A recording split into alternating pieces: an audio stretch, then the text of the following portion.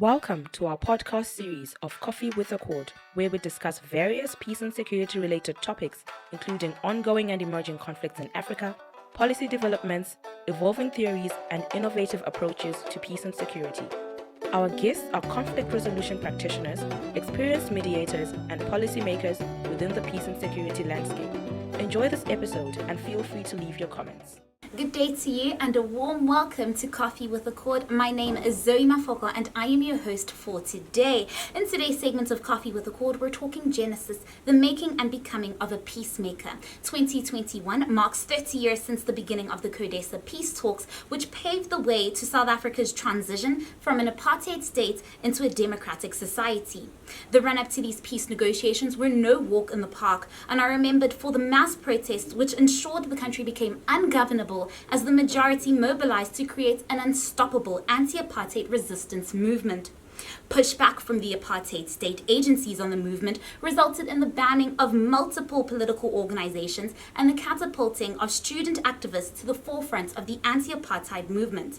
Students organized in a democratic manner, creating a truly consultative and well-disciplined political environment, resulting in fertile ground for social activism and protest against the apartheid system. Over 30 years later, in the context of a democratic South Africa, we have seen a resurgence of student protests, resulting in ongoing violence between the police and students and a public dissection of the failures of the South African education system. Today's guest is a product of anti-apartheid student activism and a democratic success story who can speak not just to the current climate of student activism, but also tell us his story of becoming a peacemaker. But before we get into his introduction, I am in need of a coffee refill, and so please do feel free to get yourself one while we play you this insert, which will give you more insight into apartheid South Africa as a state in crisis. Stay with us.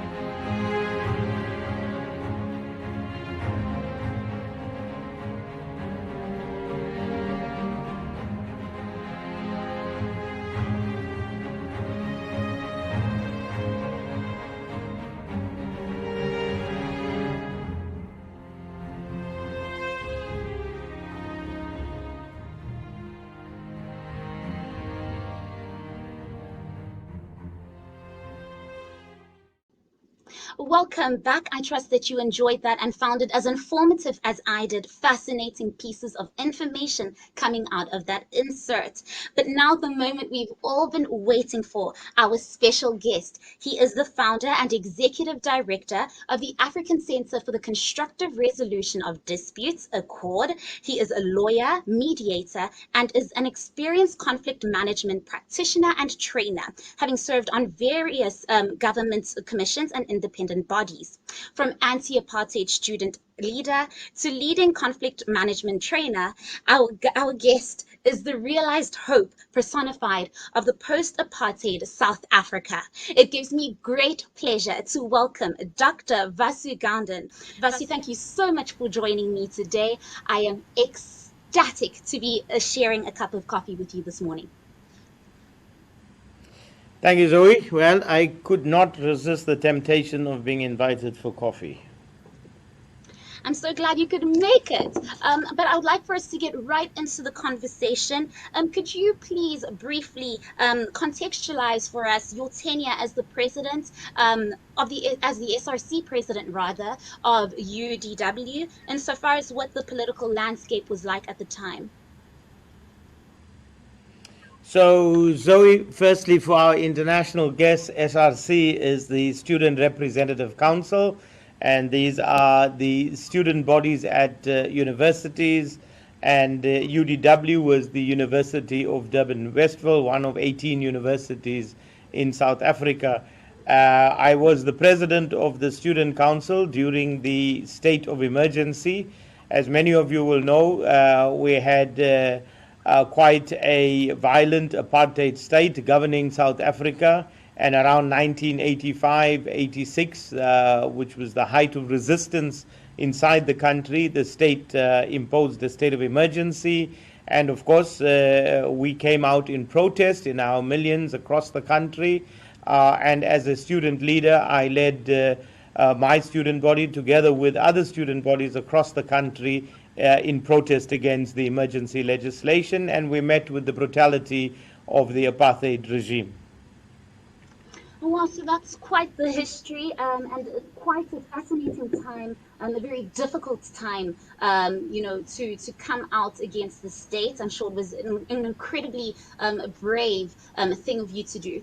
But I'd like for you to speak a little bit about your experiences as a student leader, and you became an esteemed conflict management practitioner and a mediator following your tenure as a student activist. What lessons from your time as a student leader have you brought in to the work that you do today? I think, Zoe, that's an interesting question because in many ways, my work today is informed by my student activism in those days. And, if we take, for example, today, the Sudanese revolution, and you see that there were thousands of students on the street with other professionals and other political parties, political leaders. But when you look at, revolutions, whether it is in Sudan or whether it was the Arab Spring, sometimes we tend to criticize those who are on the street. And we look at these protests. Sometimes they can get violent. And then people are weary of the violence that protesters resort to. And I think having been in that position where I did lead thousands of students on the street, where we had to meet the police and their brutality, and we had to respond. And sometimes we had to respond in ways that others might have considered violent. But that experience allows me today to empathize with those who are on the street, the protesters, and to be able to at least see both sides in a conflict and understand where they're coming from.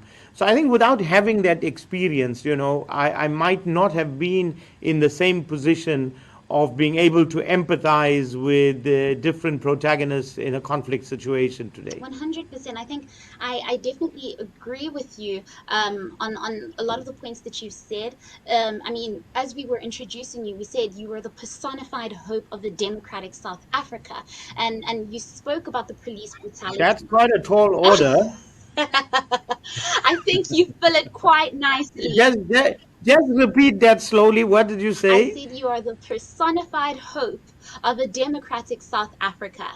And, and I'm saying this, and the reason we've said this from the Coffee with the Court team is, as you spoke about police brutality and the violence that was on the ground, and you had to be reactionary to a lot of the tactics that the police were using against you. And I think South Africans and South Africa as a whole had quite a lot of potential to be an angry and violent country, and yet you chose the exact opposite. You went into conflict resolution, you went into peace building, you went into peacemaking. So that is quite the turnaround, and that was the realized hope, I would say, of a democratic South Africa. And I think you fit that order quite nicely. So am I getting a yes? Well, look, as I said, I wrote it down here, personified hope of a democratic South Africa. Yeah, I think in many ways, the thousands of young people who stood against the brutal security system of the apartheid regime, who survived it because many didn't survive it, I think they all represent the personified hope of a democratic South Africa. The fact really that, when you think of what we went through, when the thousands of people who died, people were tortured, people were incarcerated, Mandela became the symbol of all of this and of everybody who suffered. And in a sense, he personified the suffering of the thousands of South Africans. And to emerge out of that and still talk about reconciliation and talk about negotiation, that's the hope, I think, that, we don't only hope for South Africa, but we hope for all of Africa, all of the world, and particularly today, when we have so many challenges across the world. We're about to enter one of the most challenging decades in the history of humanity, where we are going to see so much of tension and conflict across the world that we need more people to be the personification of hope in a new world. Absolutely. I definitely agree with your sentiments. I think there are numerous examples of the personified hope of a democratic South Africa, and that's why you're here. You're one of those examples, and so again, thank you for joining us and coming to share with us all of your experiences. But just picking up from the fact that you're talking about this upcoming decade being one of what could be seen as a lot of protracted conflict and violence. I'd like for you to share with us 3 key lessons which you've learned over the years that you think will be beneficial to this new generation of conflict management practitioners, particularly current students who find themselves involved in protests such as Fees Must Fall and Roads Must Fall. I mean, look, every generation has its own cause, and I think the first lesson is that we must respect that. So whether it is Roads Must Fall or Fees Must Fall, those who are out on the streets, the activists who are out on the streets, believe in that cause, and they are passionate about it. They have a grievance, and they have to be listened to. So I think the first lesson is respect the views of other people. The second lesson, I think, is that there is always room for dialogue. We don't always have to resort to violence. Yes, even if we are met with violence, it does not mean that we have to at the same time contribute to increased violence. We should always be looking for ways to dialogue, ways to resolve disputes peacefully. And that takes me, I think, to the third lesson. There's always 2 sides to a story. If ever I've learned anything, in my days as a student leader, as a political activist, as a lawyer for human rights activists, and then as a conflict mediator, is that there's always 2 sides to a story. And, you need to understand that when you hear one party, it's not the full story.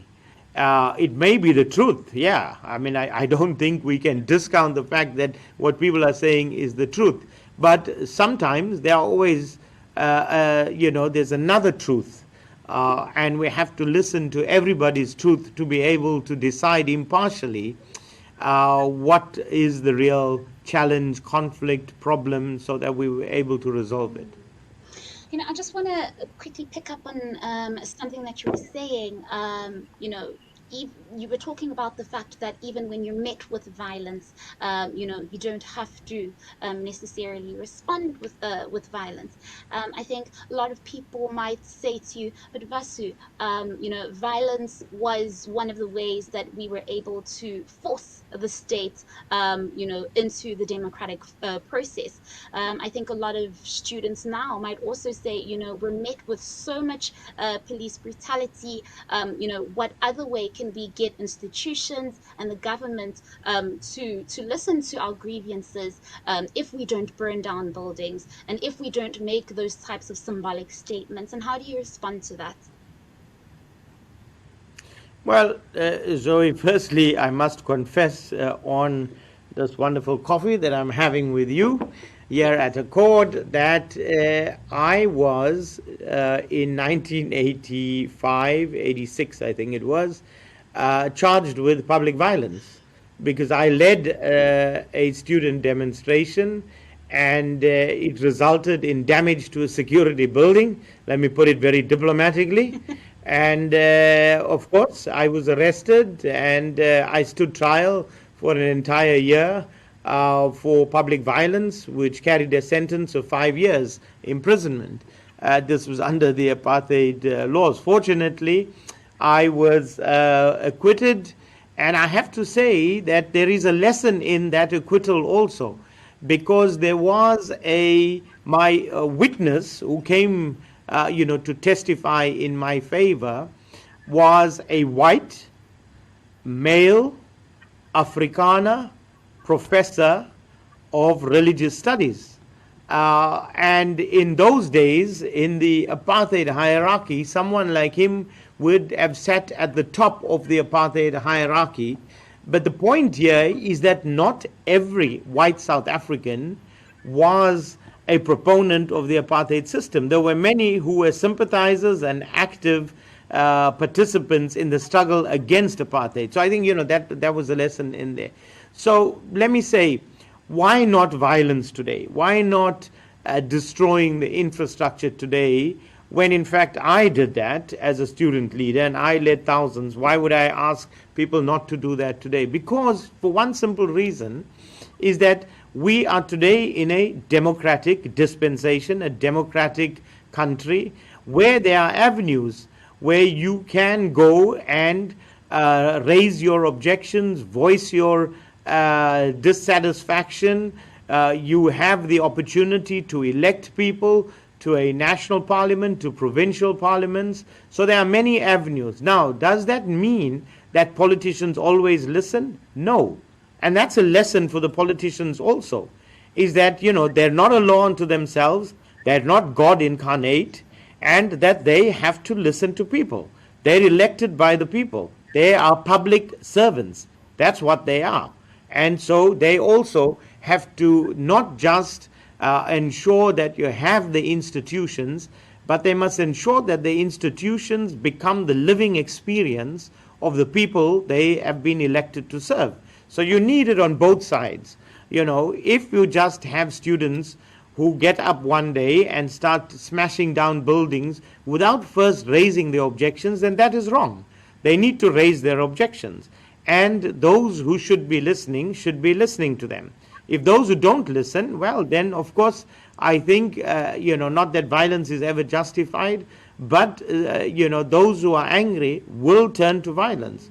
So we need to ensure that all of these conflicts are mitigated in a way that they are resolved through dialogue and they don't escalate to a point where violence is engaged in and then it becomes just a no-win battle from all sides. Absolutely. Thanks for that. And now I just want to ask you, what gives you hope for the current and future movement? Zoe. Yes. Zoe, can I interrupt you? Sure. I know that the coffee is not supplied by Accord, but it would have been great if it was bottomless coffee. Anyway, continue. We'll make sure that the producers are aware going forward. Thank you for that pointer. I just want to ask you, what gives you hope for the current and future students' movements of South Africa and the African continent as a whole?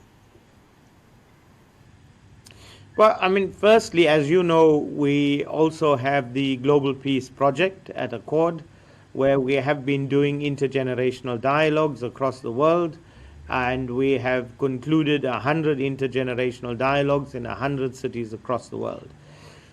I have attended not all of the dialogues, but at least I would think the majority of those dialogues, and I've been able to interact across Africa, across the world, with young people like yourself, Zoe, and I have to say I was extremely inspired by firstly, the social consciousness, because, one expects in this world of consumerism and accumulation and where the role models are those who, have toys and things like big cars and big houses, and we tend to glorify those who have capital, who have wealth, and who accumulate all of these trappings of a society driven by consumerism. And you would think that in that society, not many young people actually have the opportunity or are nurtured in a way that they develop a social consciousness. But I have to say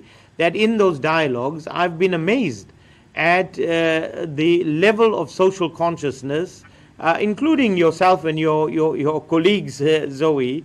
You have a level of social consciousness that gives us hope, and in many ways, you guys would be personified hope of a democratic world, of a better world. So I have, a lot of confidence. I think, yes, everybody, myself included, as a young person, you go through a particular phase. It's a wonderful phase because it's the time when you learn to question society, and that's what we should be doing, is question our society, and then you evolve through all of that, and that's the passage to leadership.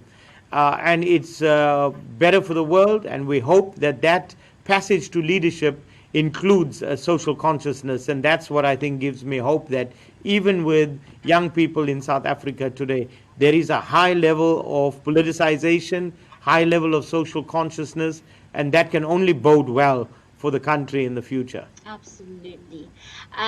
Thank you so much, Vasu, for joining us. You are just such a wealth of knowledge and expertise. It was such a pleasure to have you with us today. That was Dr. Vasu Gounden, founder and executive director at the African Center for the Constructive Resolution of Disputes. A truly remarkable and accomplished leader. Such an honor to have a cup of coffee with him. That concludes today's segment of Coffee with Accord. Thank you all so very much for joining us. And we hope that you found our conversation as invigorating as your cup of coffee. That was all from me. This is Zoe Mafoko. Goodbye. Thank you for watching today's episode of Coffee with Accord. Do not forget to subscribe to our YouTube channel so that you can receive notifications every time we post a new episode. For more updates, like our Facebook page, African Center for the Constructive Resolution of Disputes, or follow us on Twitter or on Instagram at Accord Online. To learn more about Accord, visit our website www.accord.org.za.